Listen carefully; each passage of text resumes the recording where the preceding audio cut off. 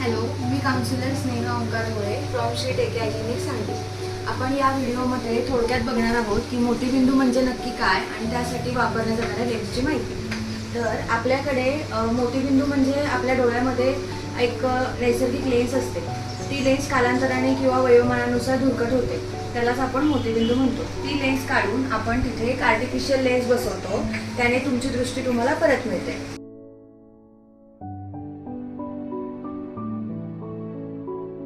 आपल्याकडे 3 ते 4 प्रकारच्या लेन्सेस अवेलेबल आहेत. त्याच्यामध्ये पहिली आहे ती मोनोफोकल फोल्डेबल. ही एक स्टँडर्ड लेन्स आहे मोनोफोकल फोल्डेबल. ते आपण प्रत्येक पेशंटला, सर्वसाधारण पेशंटला यूज करू शकतो. यामध्ये तुम्हाला लांबचं पूर्ण क्लिअर दिसतं आणि जवळचं बघण्यासाठी चष्म्याचा वापर करावा लागतो. तर 2 नंबरची येते ती मल्टीफोकल लेन्स. मल्टीफोकल लेन्समध्ये आपल्याला लांबचं आणि जवळचं दोन्हीही दृष्टी क्लिअर दिसते, जसं की तुम्ही कम्प्युटर यूज करताय किंवा मोबाईल यूज करताय त्यावेळेस.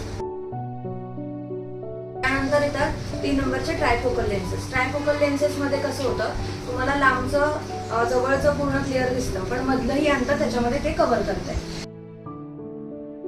त्यानंतर येतात 4 नंबरच्या टोरिक लेन्स. टोरिक लेन्समध्ये ज्या पेशंटला सिलेंड्रिकल नंबर आहे तो नंबर घालवण्यासाठी आपण त्या लेन्सचा वापर करतो.